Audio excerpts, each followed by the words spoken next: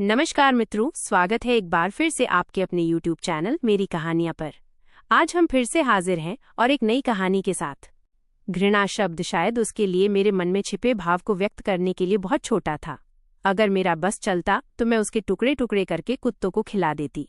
जो कुछ मेरी आंखों ने देखा था और मेरे कानों ने सुना था, उसके बाद मैंने तय कर लिया था कि उसे नहीं छोड़ूंगी। वो इंसान बहुत ही शातिर किस्म का था, इसलिए मुझे मजबूरी में वो सब करना पड़ा जो मैं करना नहीं चाहती थी। मैंने जो चाल चली थी वो शायद उसकी जिंदगी बर्बाद करने के लिए थी, लेकिन उसकी जिंदगी के साथ साथ मेरी जिंदगी भी बर्बाद हो गई। काश उस समय मुझे पता होता कि मेरा ये कदम मुझे भी आग में धकेल देगा, तो मैं ये कदम कभी ना उठाती। वो इस समय रसोई में बर्तन धो रहा था। जब मैं अपने कमरे से बाहर निकल कर आई और रसोई की तरफ चल दी, उसे देखकर मेरे पूरे शरीर में आग सी लग गई।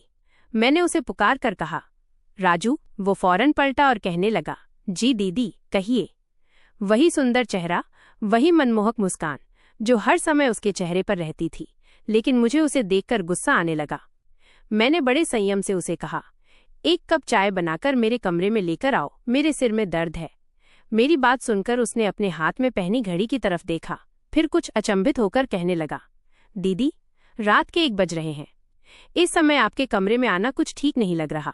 मैंने उससे कहा, मेरे पापा तुम पर अंधा भरोसा करते हैं, इसलिए तुम्हें चिंता करने की जरूरत नहीं है। तुम बस चाय लेकर मेरे कमरे में आओ। ये कहकर मैं अपने कमरे में चली गई। मैं एक ऐसा कदम उठाने वाली थी जिसका अंजाम कुछ भी हो सकता था, लेकिन मेरे पास दूसरा कोई रास्ता नहीं था। मैं बिल्कुल बेबस होकर ये कदम उठा रही थी। मैंने फटे पुराने कपड़े पहन लिए, बल्कि वे नए थे, मैंने ही उन्हें फाड़ कर रखा था। कुछ देर बाद ही कमरे के दरवाजे पर दस्तक हुई। मैंने कहा, अंदर आ जाओ, दरवाजा खुला है। उस वक्त मेरे कमरे में बस नाइट बल्ब ही जल रहा था। जैसे ही राजू चाय का कप लेकर अंदर आया, मैं दरवाजे के पीछे छिप गई।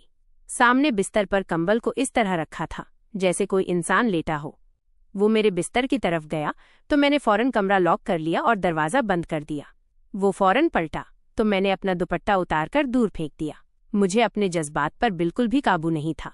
राजू ये देखकर एकदम डर गया। उसने चाय का कप एक तरफ रखा। इससे पहले कि वो कमरे से बाहर निकलता, मैंने उसका हाथ पकड़ लिया।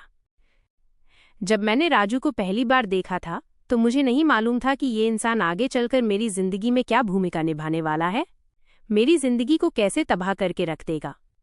जब पापा राजू को घर लेकर आए थे तो मेरी उम्र उस समय सिर्फ 15 साल थी और मैं पापा की लाई हुई गुड़िया के साथ खेल रही थी। अचानक मैंने देखा कि मेरे पापा की गाड़ी अंदर दाखिल हुई। जैसे ही गाड़ी अंदर आई, मैं खुशी से उछल पड़ी। सारा खेल छोड़कर फौरन गेट की तरफ भागी।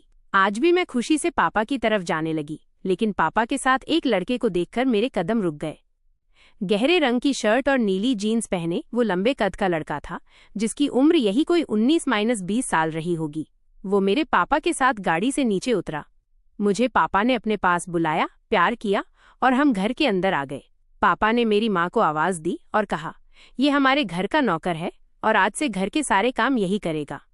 मेरी उम्र उस समय ऐसी थी कि मुझे लड़कों को देखकर थोड़ी सी घबराहट और झिझक होती थी। शायद ये किशोरावस्था की दहलीज पर पहला कदम था। वो लड़का बेहद सुंदर था और कहीं से भी नौकर नहीं लग रहा था। उसने अपनी नजरें झुकाई हुई थी। मैं कनखियों से उसे देख रही थी और उसने अभी तक मुझे नहीं देखा था, लेकिन मैं उसे देखे जा रही थी। मेरे पापा ने मेरी घबराहट को भांपते हुए कहा, इसका नाम राजू है और ये आज से घर के सारे काम करेगा और तुम्हें स्कूल भी छोड़कर आएगा और लेने भी आएगा। राजू तुम्हारे भाई जैसा है, इससे घबराने की जरूरत नहीं है। जैसे ही पापा ने ऐसा बोला, मैंने एक नज़र फिर से राजू की तरफ देखा और उसने भी नज़र उठाकर मेरी तरफ देखा। ये पहली बार था जब हमारी आंखें चार हुईं। मैंने देखा, उसकी आंखों के डोरे लाल थे, जैसे कोई नशीली आंखें हों। उदासी उसकी उन लाल आंखों में भरी पड़ी थी। मुझे उसकी आंखों से न जाने क्यों डर सा महसूस हुआ। मैंने फौरन नजरें झुका लीं। वो मेरी इस हरकत पर मुस्कुराने लगा। पापा की बात से मुझे कुछ तसल्ली तो हुई, लेकिन फिर भी मैं उम्र के जिस हिस्से में थी उसके कारण थोड़ी सावधान हो गई थी। वरना इससे पहले मैं लड़कों से लड़ती झगड़ती रहती थी। गली के लड़कों को मार मार कर भगा देती थी। अपने स्कूल से भी बेतहाशा लड़ाई करती थी। लेकिन जब से मैंने 15वें साल में कदम रखा था, तब से मेरे अंदर बहुत सारे बदलाव आने लगे थे और सबसे बड़ा बदलाव ये था कि मैं लड़कों से सावधान रहने लगी थी। कुछ दिन यूं ही गुजर गए। राजू ने देखते ही देखते सारा घर संभाल लिया था। वो खाना बनाने का काम भी करता था और बाहर गेट की रखवाली भी करता था। बिल वगैरह जमा करवाता, यानी कि वो एक ऑलराउंडर लड़का था। मैं उसे देखकर हैरान हो जाती थी कि एक लड़का इतने सारे काम कैसे कर लेता है, लेकिन वो बहुत ही तेज था। शुरू में मैं राजू को देखकर घबरा गई थी, लेकिन समय गुजरने के साथ साथ अब मुझे उससे कोई समस्या नहीं थी। वो अपने काम से काम रखता था। अब मुझे भी सुकून हो गया था। अब मैं उससे थोड़ी बहुत बात भी कर लिया करती थी। वो रोजाना मुझे सुबह स्कूल छोड़ने जाता और वापसी पर मुझे लेने भी आता था। कभी मुझे किसी सहेली के घर जाना होता तो पापा इस मामले में भी राजू पर ही भरोसा करते थे। अगर मुझे किताबें या कुछ और खरीदने के लिए बाजार जाना होता तब भी पापा कहते, राजू के साथ चली जाओ। यानी कि मेरा कोई भी काम राजू के बगैर पूरा नहीं होता था। मुझे अब वो अपना बॉडीगार्ड सा लगने लगा था। उसके साथ एक सुरक्षा का एहसास होता था। एक बार मैं स्कूल की छुट्टी के वक्त जैसे ही गेट से बाहर आने लगी, मेरे पीछे खड़े एक लड़के ने मुझे धक्का दे दिया और खुद आगे बढ़ गया। मैं सड़क पर गिर गई। मेरे सिर पर चोट भी लग गई। ये देखकर राजू को इतना गुस्सा आया कि उस लड़के को उसने पीट पीट कर रख दिया। कहने लगा, तुम होते कौन हो जो तुमने स्नेहा को धक्का दिया? मैं अपना दर्द भूलकर उस लड़के को देखने लगी थी जिसे राजू ने मार मार कर लहूलुहान कर दिया था। मैं उठकर राजू के पास आई। मैंने कहा, छोड़ो उसे, क्या जान से मार डालोगे? वो कहने लगा, हाँ, जान से मार डालूंगा उसे जो तुम्हें तकलीफ पहुंचाएगा। उस वक्त वो बहुत गुस्से में था, इसलिए मैं चुप हो गई। मेरे मामले में वो ऐसा ही था। कोई मेरी तरफ आंख उठाकर भी देख ले तो राजू उसे यूं घूरता जैसे नजरों ही नजरों में मार डालेगा। मुझे कभी कभी अपने पापा का राजू को घर रखने का फैसला ठीक नहीं लगता। जितना पापा राजू को पसंद करते थे उतनी ही मेरी माँ राजू को एक आंख नहीं भाती थी, सिर्फ इसलिए कि वो पापा का खास आदमी था। पापा खुद उसे न जाने कहाँ से लेकर आए थे। मम्मी पापा से कहती थी कि जवान लड़के के साथ अकेली बेटी को न भेजें, लेकिन पापा का हर बार एक ही जवाब होता था, मुझे राजू पर पूरा विश्वास है। राजू को गाड़ी चलानी भी आती थी। इतनी सी उम्र में न जाने उसने इतने सारे काम कैसे और कहाँ से सीख लिए थे। मेरे पापा एक पढ़े लिखे सरकारी अधिकारी थे और मेरी माँ एक बिल्कुल ही अनपढ़ औरत थी, लेकिन पता नहीं कैसे हालात में दोनों की शादी हो गई थी। मेरी माँ के पास सुंदरता के अलावा कुछ भी नहीं था और इसी सुंदरता ने मेरे पापा को शायद उनसे शादी करने पर मजबूर कर दिया होगा। लेकिन शादी के बाद उन्हें बहुत सारी समस्याओं का सामना करना पड़ा था। पापा पढ़े लिखे थे। अपने दोस्तों की पार्टी में मम्मी को लेकर नहीं जाते थे। कहते थे, तुम्हें मेरी दोस्तों की पत्नियों से मिलने के तरीके नहीं हैं, तुम मेरी बेइज्जती करवा देती हो। क्योंकि मम्मी आते जाते बहुत अजीब से कपड़े पहनती थी, बिल्कुल देहाती जैसे। मैंने हमेशा से अपनी माँ को ही कसूरवार समझा कि वो हर वक्त अशिक्षित औरतों की तरह चीखती चिल्लाती रहती थी, और मैं सोचती थी कि मेरी माँ के साथ आखिर क्या समस्या है। आखिर उन्होंने इतने सालों में अपने अंदर बदलाव क्यों नहीं लाए। धीरे धीरे मुझे एहसास होता गया कि समस्या मेरी माँ के साथ नहीं बल्कि मेरे बाप के साथ भी है। मेरे पापा गांव से पढ़ लिख कर निकले थे और सरकारी अधिकारी बन गए, और उनकी जिंदगी ऐसी ही थी जैसी सरकारी अधिकारी की होती है। उन्होंने घर गाड़ी सब कुछ ले लिया था, लेकिन एक चीज जो पैसा आने के बाद हर मर्द के अंदर आ जाती है वो ये है कि वो रोजाना एक नई औरत की इच्छा रखता है।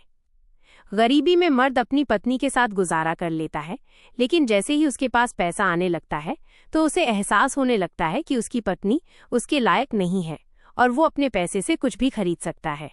इसी वजह से मेरे पापा ने बहुत सारी महबूबें बना रखी थीं, और जब मेरे पापा की इन सब कामों की खबर मेरी माँ को मिलती तो उनको बहुत गुस्सा आता था और लड़ाई झगड़े होने लगते थे। लेकिन एक बात हैरान कर देने वाली थी, ये लड़ाई झगड़ा कुछ समय से बढ़ना शुरू हुए थे। हालांकि इससे पहले दोनों एक दूसरे से खिंचे खिंचे तो रहते थे, लेकिन लड़ाई झगड़ा बहुत कम होते थे। मेरी समझ में ये बात नहीं आती थी कि अगर बाहर मेरे पापा का किसी के साथ कोई अफेयर था भी तो इस बात की खबर मेरी माँ को कैसे मिल जाती है। कौन ये खबरें लाकर मेरी माँ को देता है? हालांकि मेरे पापा तो ऐसी खबरों को बहुत ही छुपा कर रखते थे। फिर आखिर कौन था जो मेरे पापा के अंदर की बातों को मेरी माँ तक पहुंचाता था? खैर, समय गुजरने लगा और मैं बड़ी हो गई। मुझे इन बातों और इन मामलों की समझ आने लगी थी। मैं उन लड़कियों में से थी जो चाहती थी कि उनके घर में शांति बनी रहे और उनके माँ बाप के बीच हमेशा प्यार बना रहे। लेकिन कुछ समय से मेरे घर का सुकून बर्बाद होकर रह गया था। मेरी माँ तो पहले ही लड़ाई झगड़ा करती थी, लेकिन वो छोटे मोटे कारण जिनकी वजह से घर में लड़ाई झगड़े रहते थे, जैसे कभी पापा घर के लिए खर्च कम देते तो मम्मी इस बात पर गुस्सा होती थी और उनके बीच लड़ाई होने लगती थी। तो कभी मम्मी कहती कि मुझे शॉपिंग पर जाना है तो पापा साफ मना कर देते और फिर दोनों के बीच लड़ाई होने लगती। ऐसे ही छोटी छोटी बातों को लेकर दोनों आपस में लड़ पड़ते थे। लेकिन धीरे धीरे ये लड़ाइयां बढ़नी शुरू हो गई थीं। दोनों के बीच होने वाली लड़ाइयां सामान्य नहीं थीं। उनका चीखना चिल्लाना, घर के सामान को तोड़ना फोड़ना, मेरे बाप का अपने आप को गोली मारने की धमकी देना और मेरी माँ का जहर खाने की धमकी देना, दोनों मरने मारने पर आ जाते थे। और मेरी माँ की सहन शक्ति अब दिन ब दिन खत्म होती जा रही थी। मैं अपनी माँ को समझाती थी कि बर्दाश्त करो, लेकिन मेरी माँ ने कहा, मैं सब कुछ बर्दाश्त कर सकती हूँ, लेकिन तुम्हारे बाप की दूसरी औरतों के साथ नाजायज संबंध बर्दाश्त नहीं कर सकती। माँ की बात सुनकर मैं हैरान हो गई थी कि आखिर माँ को ये खबरें देता कौन है। फिर कुछ समय से मैंने ये बात नोट की थी कि मेरी माँ, जो राजू के आने से नाखुश थी, और हर वो इंसान जो मेरे बाप को पसंद होता था, उससे मेरी माँ नफरत करती थी। इसलिए राजू से भी मेरी माँ को नफरत थी। लेकिन कुछ समय से मैं देख रही थी कि मेरी माँ राजू पर ज्यादा ही मेहरबान होती जा रही थी। फिर मैंने देखा काफी समय से कि मेरी माँ और राजू कमरे में अकेले होते थे और दोनों की हल्की हल्की बातों की आवाज भी आती थी। 3 साल गुजर गए थे और मैं 18 साल की हो गई थी और अब काफी समझदार भी हो गई थी। मेरी जिंदगी का सबसे बड़ा मसला मेरे घर का माहौल था। एक दिन मैं कॉलेज से जल्दी वापस आ गई थी तो मैंने देखा कि घर में बिल्कुल सन्नाटा है और मेरी माँ के कमरे से हल्की हल्की आवाजें आ रही हैं, जैसे मेरी माँ किसी से बातें कर रही हों। मैंने आराम से दरवाज़ा खोला। पूरा दरवाज़ा नहीं खोला था, थोड़ा सा खोलकर देखा कि बिस्तर पर राजू मेरी माँ के साथ बैठा हुआ है और उनके बिल्कुल करीब उन्हें कोई बात बता रहा है और मेरी माँ भी समझने के अंदाज में राजू की बातें सुन रही हैं। और फिर एकदम मेरी माँ के चेहरे का रंग लाल हो गया, जैसे उन्हें बहुत गुस्सा आ गया हो। शुरू में तो मुझे कुछ समझ नहीं आया, लेकिन थोड़ी देर बाद जब मेरे पापा घर आए तो मेरी माँ ने एक कोहराम मचा दिया था। और फिर मुझे सब समझ आ गया कि मेरे घर में आग लगाने वाला कोई और नहीं, राजू ही है। और वो मेरे माँ बाप दोनों का चहेता बनकर बैठा हुआ था। मेरे बाप की बातें मेरी माँ को बताता था और मेरी माँ की बातें मेरे बाप को बताता था, और इन दोनों के इस बीच में बहुत ज्यादा पैसे भी वसूला करता था।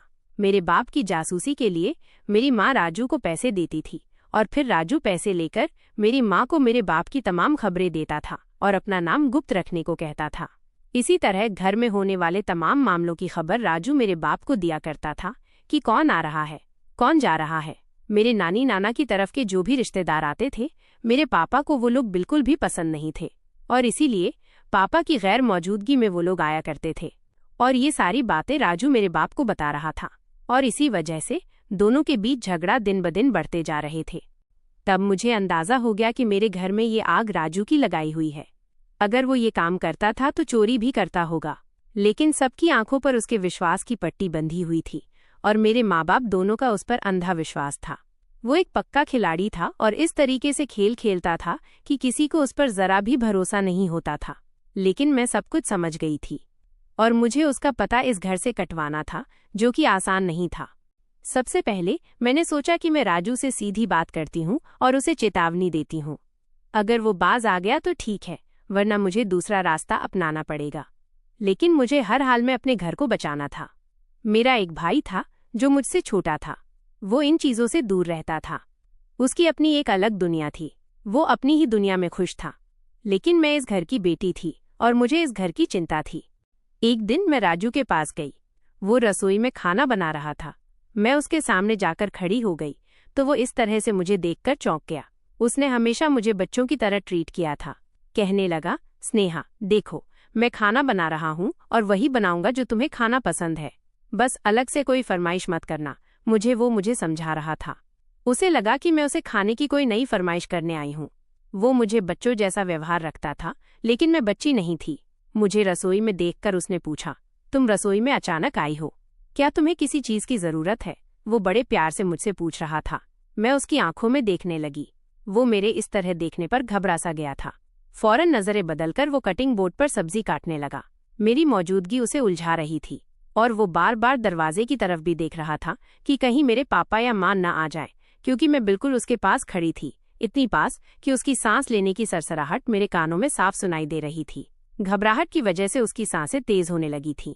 वो जैसा अभी था, लेकिन उसने गलत निगाह डालने की गलती कभी नहीं की थी, क्योंकि वो जानता था कि मुझ पर गलत निगाह डालने का मतलब था उसे नौकरी से हाथ धोना। और यहाँ जो ऐशो आराम की जिंदगी वो गुजार रहा था, न सिर्फ यह उससे छिन जाएगी, बल्कि मेरे पापा उसे जान से भी मार देंगे अगर उसने मेरे साथ कुछ भी गलत किया। वो बहुत बड़ा खिलाड़ी था और गलती नहीं करता था, लेकिन मैं उससे भी बड़ी खिलाड़ी थी। वो तेज था, लेकिन मैं उसकी सोच से भी ज्यादा तेज थी। जब मैं काफी देर तक उसे देखती रही और उसके करीब से नहीं हटी तो वो परेशान हो गया और बोला, यहाँ से चली जाओ, अगर किसी चीज की जरूरत नहीं है तो। तुम यहाँ क्यों खड़ी हो?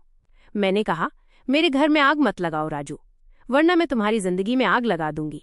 मेरी बात सुनकर उसके सब्जी काटते हाथ एक पल को रुक गए और उसने अजीब सी नजरों से मुझे देखा, जैसे हैरान हो गया हो। उसे लगा मुझे पता नहीं चलेगा कि वो क्या खेल खेल रहा है। पहले वो कुछ सोचता रहा, फिर कहने लगा, क्या बोल रही हो तुम स्नेहा? कौन सी आग लगाई है मैंने तुम्हारे घर में? वो मुझे बच्चों की तरह ट्रीट कर रहा था। वो मुझे शुरू से ही तुम कहकर पुकारता था। मैंने कहा, तुम मेरे नौकर हो, तुम्हें इतना हक नहीं है कि मुझे मेरे नाम से पुकारो। मुझे मैडम या दीदी कहकर बुलाया करो। तुम नौकर हो और अपनी औकात में रहो।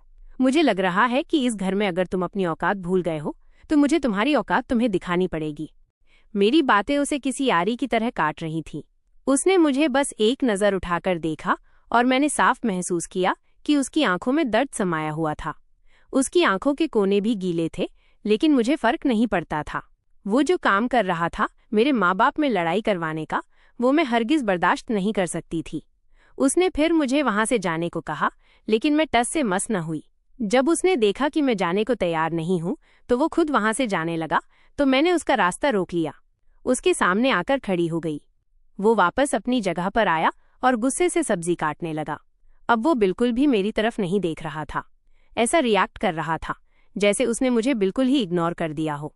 वो मुझे पूरी तरह नज़रअंदाज करके अपने काम में लग चुका था। लेकिन मैं इतनी आसानी से उसका पीछा छोड़ने वाली नहीं थी।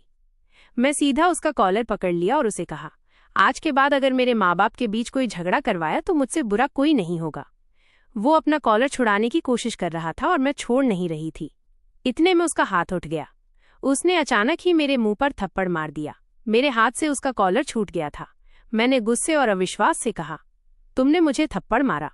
मैंने हैरत से सवाल किया था। मैंने कहा, तुम्हारी हिम्मत कैसे हुई मुझ पर हाथ उठाने की? मैं उस पर चिल्ला रही थी कि अचानक मेरी नज़र उसके हाथ पर गई। वो छुरी से अपना हाथ जख्मी कर चुका था। अपना वो हाथ जिससे उसने मुझे थप्पड़ मारा था, उसे जख्मी करके अब वो कटिंग बोर्ड की तरफ नजरें झुकाकर देख रहा था। मैं देखकर हैरान हो गई थी। ये कैसा इंसान था और उसके दिमाग में आखिर चल क्या रहा था?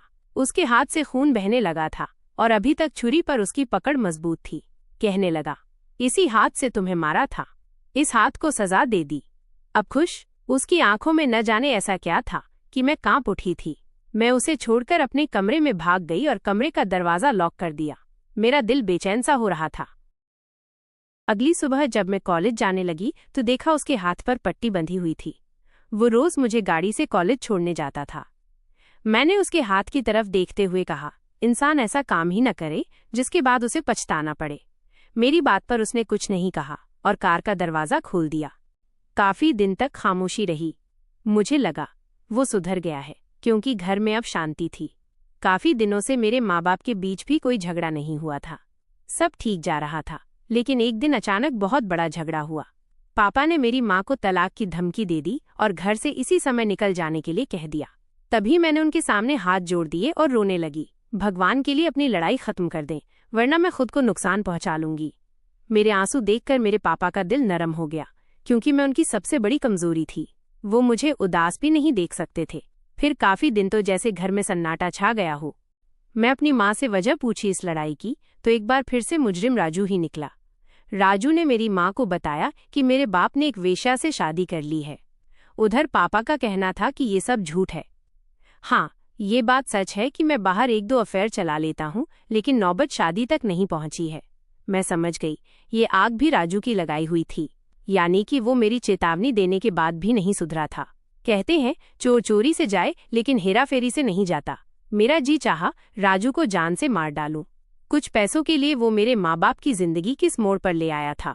वो इंसान धोखेबाज था, झूठा था। राजू पर मेरी धमकी का कोई असर नहीं हुआ था। उसे लगा मैं एक कमजोर सी लड़की हूँ, उसका कुछ नहीं बिगाड़ सकती। लेकिन मैं उसके साथ अब जो करने वाली थी वो सोच भी नहीं सकता था।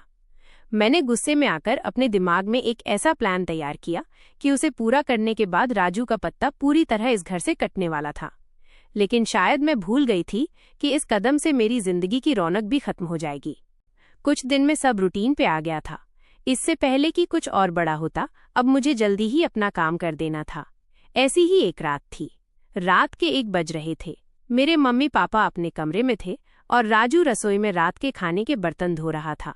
मैं उसके पास गई और बोली, मेरे सिर में दर्द हो रहा है, मुझे अच्छी सी चाय बना दो।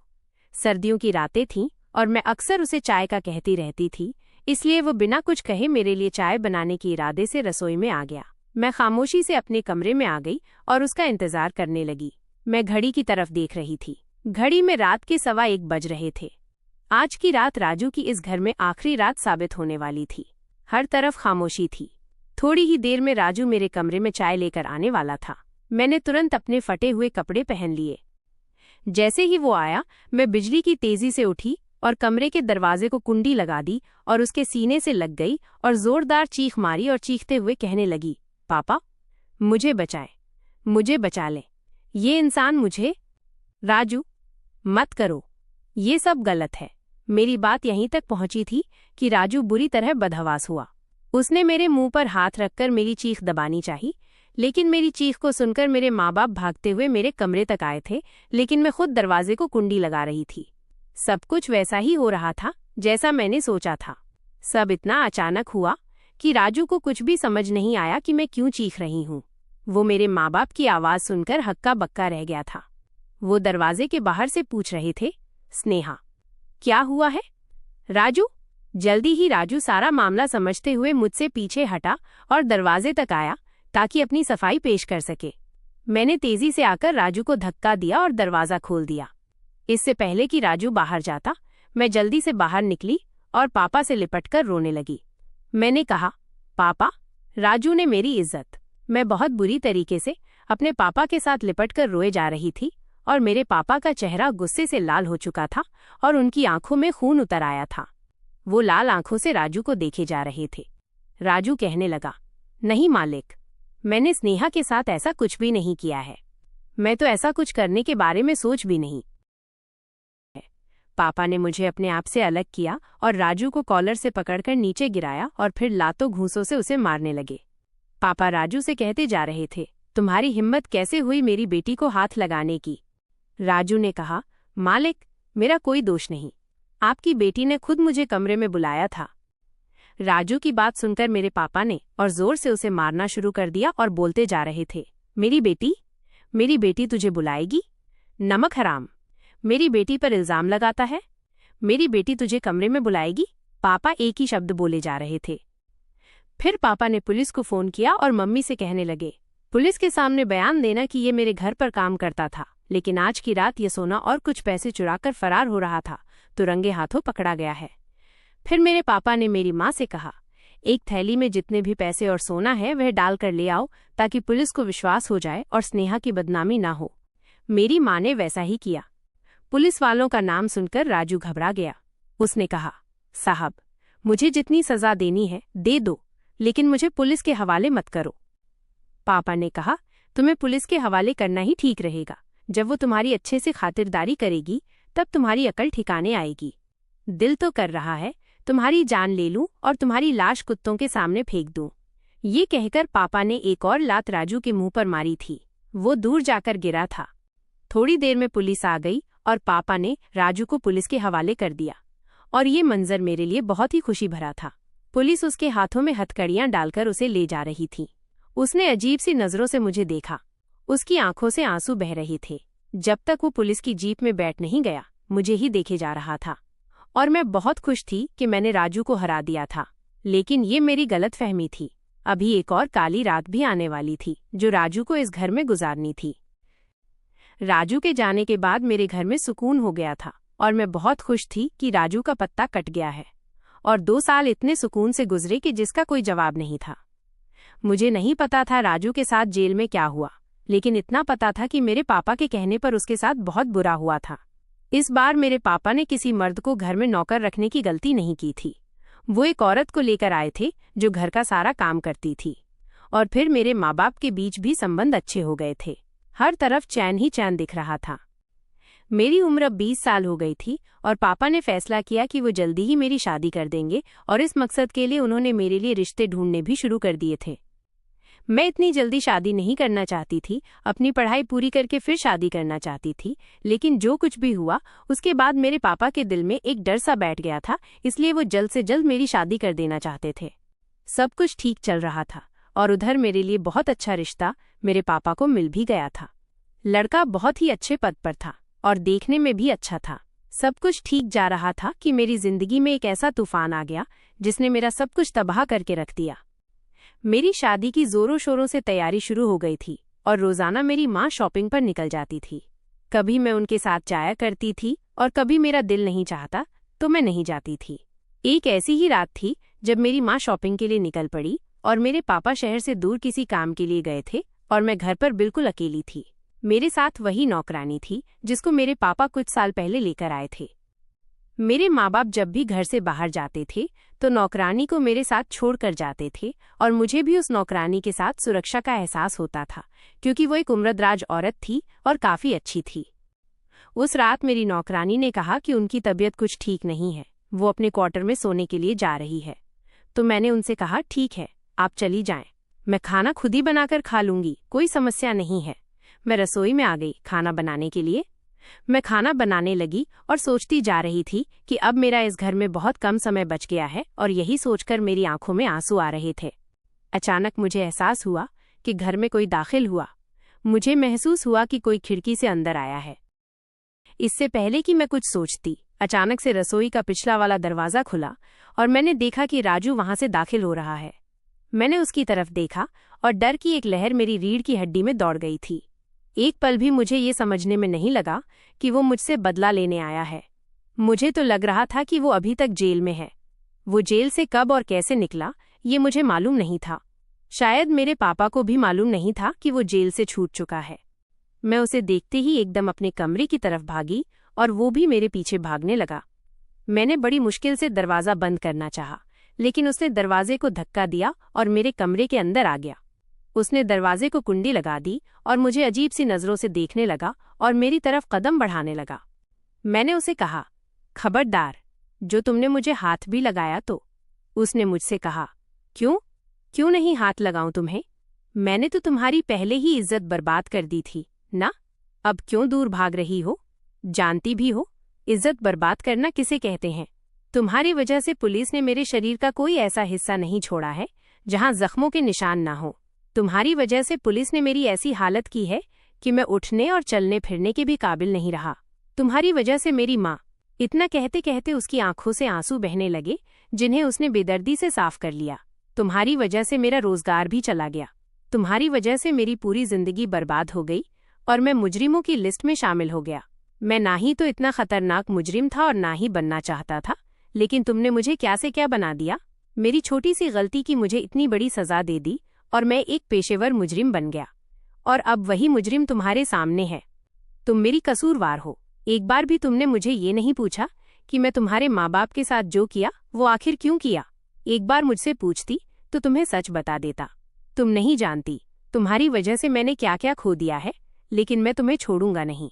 जिस बात का ख्याल भी मुझे पाप लगता था तुमने उसी का मुझ पर इल्जाम लगाया था, लेकिन आज मैं तुम्हारे साथ वो सब कुछ करूंगा जिसका तुमने मेरे ऊपर इल्जाम लगाया था। ऐसा कहते हुए उसने मेरे कंधों से मेरा दुपट्टा खींचकर फेंक दिया और मुझे धक्का दे दिया। मैं रोने लगी, उसके हाथ जोड़कर विनती करने लगी, कहने लगी, भगवान के लिए मेरे साथ ऐसा मत करो। कुछ ही दिन बाद मेरी शादी है। ये सुनना था कि वो तो जैसे पागल सा हो गया था।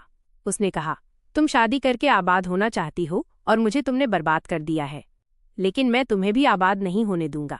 ये कहकर उसने मुझसे उस रात का बदला ले लिया था और फिर वहां से चला आ गया।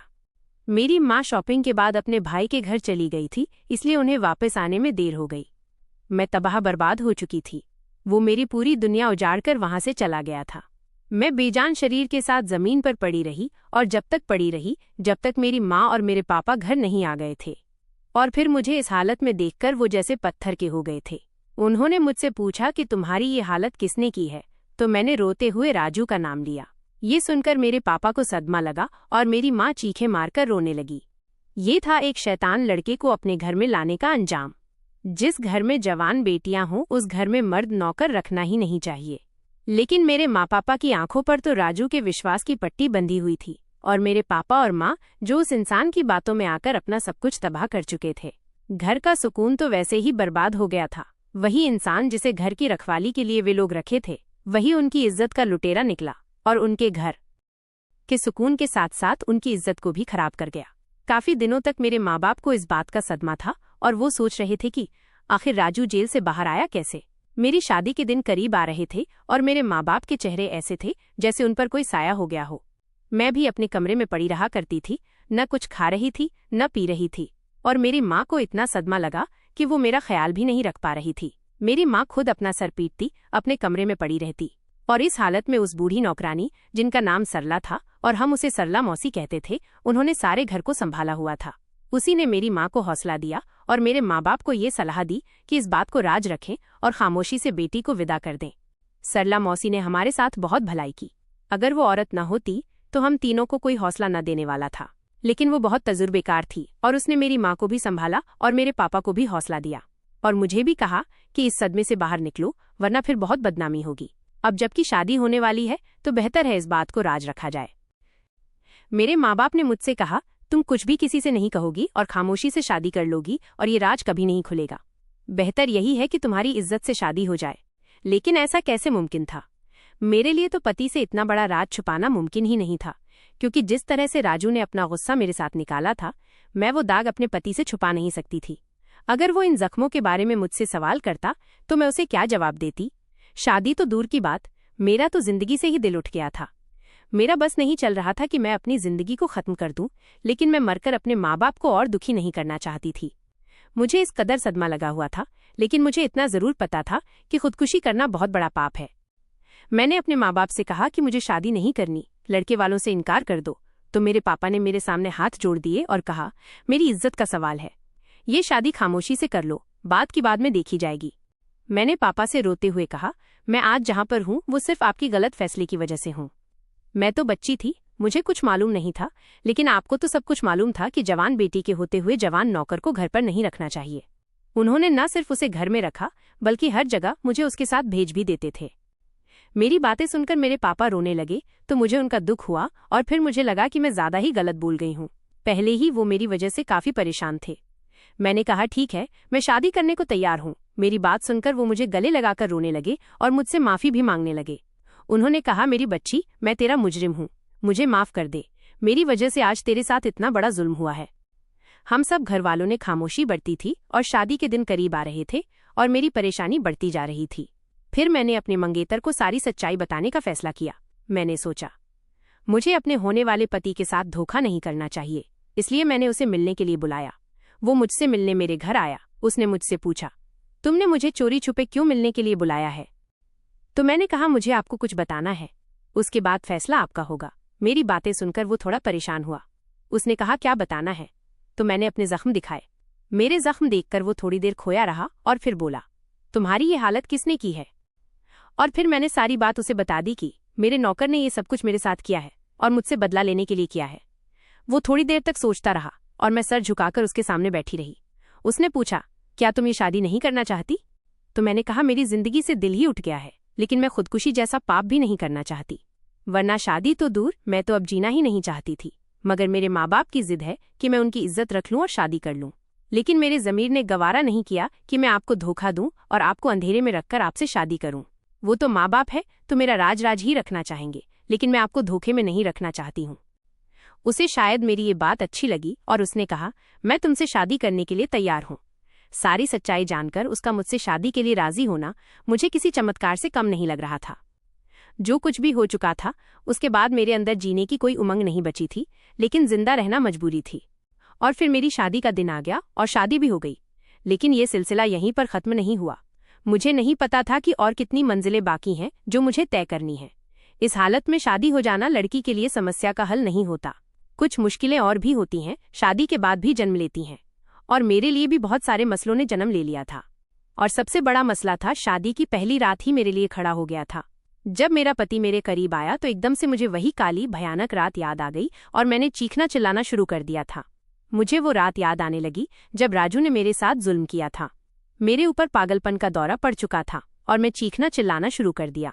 चीख चीख कर मैंने पूरा घर सिर पर उठा लिया और फिर चीखते चीखते मैं बेहोश हो गई। मेरे अंदर अभी भी भयानक रात का डर था। वो डर मेरे अंदर से कभी निकलने वाला नहीं था।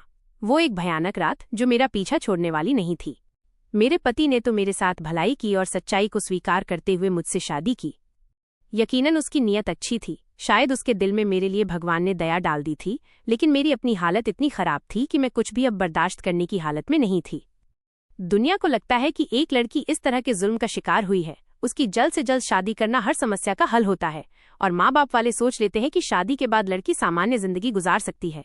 लेकिन ये भूल है। जब मुझे होश आया तो मैं अपने ससुराल में नहीं थी, बल्कि अपने मायके में थी। मेरे बेहोश होने के बाद मेरे माँ बाप को बुलाया गया था। मेरी सास ने मेरे माँ बाप से कहा, तुम लोगों ने अपनी पागल बेटी को मेरे बेटे के साथ बांध दिया है। तुम्हारी बेटी पागल है और उसे पागलपन के दौरे पड़ते हैं। ये तमाम बातें सुनकर मेरा पति भी खामोश रहा। उसके पास भी बोलने के लिए कुछ नहीं था। मेरी सास मुझे पागल कह रही थी और वो बिल्कुल ठीक ही कह रही थी। मैं पागल ही तो हो चुकी थी। मुझे मेरी सास ने तलाक करवा दी। मेरे माँ बाप मेरा गम बर्दाश्त न कर सके और एक एक करके दोनों ही इस दुनिया से चले गए थे। मैं अकेली तन्हा रह गई थी। 5 साल बीत गए थे। मैं स्कूल में टीचर की नौकरी करने लगी थी, अपना दिल बहलाने के लिए। अपने छोटे भाई को पढ़ने के लिए मैंने बोर्डिंग स्कूल में डाल दिया था, क्योंकि घर में उसके ऊपर कोई समय देने वाला नहीं था और वो डिप्रेशन का शिकार होने लगा था। जब एक बार छुट्टियों के समय मैंने देखा कि मेरे स्कूल में पढ़ने वाली एक बच्ची को लेने आने वाला उसका नौकर कोई और नहीं बल्कि राजू था। उसे देखकर मेरा जी चाहा उसे जान से मार डालूं। वो भी मुझे देखकर चुप था। मैं नफरत से अपना मुंह फेर लिया। मैं उसकी शक्ल भी देखना नहीं चाहती थी। मैं घर चली गई, लेकिन मैं अंदर से बुरी तरह टूट चुकी थी। अपने अंदर उठने वाले गुस्से पर काबू पाने लगी। जब शाम के समय दरवाजे पर दस्तक हुई, मैं उस समय हॉल में बैठी चाय पी रही थी। सरला मौसी अंदर काम कर रही थी। मैंने ही उठकर दरवाजा खोला तो सामने राजू को देखकर मेरी आंखें नफरत से लाल हो गई थीं। राजू कहने लगा, मुझे सजा दो स्नेहा। मैंने तुम्हारे साथ बहुत बुरा किया है, लेकिन तब से मैं भी सुकून में नहीं रहा हूँ। बहुत बार चाहा कि तुमसे माफी मांग लूं, लेकिन हिम्मत नहीं हुई। मैंने गुस्से से कहा, निकल जाओ यहाँ से। वो कहने लगा, एक बार मेरी बात सुन लो, मैं कोई झूठी कहानी नहीं सुनाऊंगा। फिर वो कहने लगा, मेरी माँ कैंसर की मरीज थी और उनके इलाज के लिए मुझे बहुत ज्यादा पैसे चाहिए थे, जो मेरी तनख्वाह से बहुत नहीं होता। मुझे अपनी माँ से बहुत प्यार था। मैं उन्हें खोना नहीं चाहता था। उनके अलावा मेरा इस दुनिया में कोई नहीं था। पापा तो मेरे बचपन में ही मुझे छोड़कर चले गए थे। मेरी माँ ने मुझे माँ और बाप बनकर पाला था। मैं उन्हें हर हाल में बचाना चाहता था, और चाहे इसके लिए मुझे कुछ भी करना पड़ता। उस दिन मैं हॉस्पिटल के बाहर बैठा रो रहा था, जब तुम्हारे पापा मेरे सामने से गुजरे थे। मुझे रोता देखकर वो मेरे पास आए और मुझे मेरे रोने की वजह पूछी। मैंने उनसे बस इतना कहा कि मुझे कुछ काम दिला दो, और फिर उन्हें शायद मुझ पर दया आ गई और वो मुझे अपने घर ले आए। जब मैं तुम्हारे घर आया तो रोता हुआ आया था। पहले मैंने पूरी ईमानदारी से काम किया था, लेकिन जब भी मैं तुम्हारी माँ से अपनी माँ की दवाओं के लिए पैसे मांगता तो वो मना कर देती। इसलिए जब मुझे ये अंदाज हुआ कि तुम्हारे माँ बाप में नफरत है, तो मुझे यही ठीक लगा। अगर मैं दोनों को एक दूसरे के राज बताऊं तो मुझे दोनों तरफ से पैसे मिलेंगे। हाँ, मैं मानता हूँ मेरा तरीका गलत था, लेकिन तुम्हारे लिए मेरे दिल में बहुत इज्जत थी। पहली नज़र में ही तुम मुझे बहुत अच्छी लगी थी। जैसे जैसे समय बीतता गया, तुम्हारे लिए मेरे दिल में भावनाएं बढ़ती ही गई थी। तुम्हारे मामले में मैंने कभी गलत नहीं सोचा था। मैं नहीं जानता था ये जज्बा क्या है, लेकिन मैं तुम्हें तकलीफ में नहीं देख सकता था। जब तुम्हें कोई तकलीफ होती थी तो मेरा दिल तड़पता था। जब तुम्हें अचानक ही उस दिन थप्पड़ मारा तो मुझे खुद पर गुस्सा आने लगा था, और मैंने अपना हाथ भी जख्मी कर लिया था। और तब मुझ पर यह राज खुला कि मैं तो तुमसे प्यार करने लगा हूँ। इसलिए मैं चुपचाप रहने लगा था, क्योंकि मैं अपनी औकात जानता था। लेकिन उस समय मेरी माँ की तबीयत बहुत ज्यादा बिगड़ गई। मुझे पैसों की जरूरत थी, इसलिए मैंने फिर से झूठी बातों का सहारा लिया। मैं तुम्हारी माँ से कहा कि मैं मालिक का एक ऐसा राज बताऊंगा जो आपके लिए जानना बहुत जरूरी है, लेकिन इसके बदले में मुझे 2 लाख चाहिए। तुम्हारी माँ इस बात के लिए मान गई थी, लेकिन इस बार बात तलाक तक जा पहुंची थी। मगर मैंने सोच लिया था कि आगे से ऐसा नहीं करूंगा। लेकिन जो कुछ तुमने मेरे साथ किया, मुझे वो सब बर्दाश्त नहीं हुआ। मेरी माँ मेरे जेल जाने के बाद मर गई। वो अस्पताल में लावारिस की तरह पड़ी रही, और फिर किसी ने लावारिस लाश समझकर अंतिम संस्कार कर दिया था। मैं अपनी माँ को अपने हाथों से अग्नि भी नहीं दे सका था। इसलिए जब मैं जेल से रिहा हुआ तो ये खबर सुनने को मिली कि मेरी माँ दुनिया से चली गई है, तो मैं एकदम गुस्से से पागल सा हो गया था, और उसी गुस्से की आग में तुमसे बदला लेने पहुंच गया। जो कुछ भी उस समय हुआ, मैं गुस्से में अंधा हो चुका था। लेकिन घर वापस जाकर मुझे जब अपनी गलती का एहसास हुआ तो मैं खुद को बहुत चोट पहुंचाया था। खुद को इस बात के लिए सजा दी कि मैं उस लड़की को तकलीफ पहुंचाई जिसकी जरा सी तकलीफ मुझे सहन नहीं होती थी। कई दिन घर से बाहर नहीं निकला था। तुम्हारी शादी और बर्बादी की खबर सुनकर मुझे अपने आप पर और भी बुरा लगने लगा। मैं रोज दूसरों की जाने वाली तकलीफ को सोचकर मरता हूँ। मुझे चैन नहीं मिलता। मैं कई सालों से सो नहीं पाया। मेरे कानों में तुम्हारी सिसकियां गूंजती हैं। वो मेरे सामने हाथ जोड़े रो रहा था। फिर कहने लगा, मैंने तुमसे बहुत प्यार किया है स्नेहा, लेकिन कभी तुम्हें पाने की इच्छा नहीं की, इसलिए कि मैं खुद को तुम्हारे काबिल कभी समझता ही नहीं था। लेकिन अगर तुम मुझे माफ कर दो और मुझे मौका दो तो मैं तुम्हें इज्जत देना चाहता हूँ, तुम्हारी उदास जिंदगी में रंग भरना चाहता हूँ। मैंने उसकी इस बात का कोई जवाब नहीं दिया, क्योंकि मेरे लिए ये मुमकिन नहीं था। कैसे उस इंसान को अपना लेती जिसने मुझे बर्बाद करके रख दिया था, जिसकी वजह से मेरे माँ बाप इस दुनिया से चले गए थे, मेरी पूरी जिंदगी बेरंग हो गई थी। वो अब भी मेरे सामने आंखों में आंसू लिए खड़ा था। कहने लगा, स्नेहा, मैं फिर आऊंगा, मुझे उम्मीद है अगली बार तुम मुझे इनकार नहीं करोगी। वो चला गया था और मैं कमरे में आ गई। मेरी गुजरी जिंदगी एक फिल्म की तरह मेरी आंखों के सामने घूम गई थी। आंखों से आंसू बहकर मेरा तकिया गीला करने लगे थे। कुछ ही सालों में मेरी जिंदगी में इतने दुख आए थे कि अब और कुछ सोचने समझने की शक्ति ही नहीं बची थी। इन्हीं ख्यालों में डूबे पता नहीं कब सुबह हुई, पता ही नहीं चला। सरला मौसी अभी हमारे घर पर ही काम करती थीं। उस समय भी सरला मौसी ने हम लोगों को संभाला था और आज भी वो राजू की बातें सुन चुकी थीं।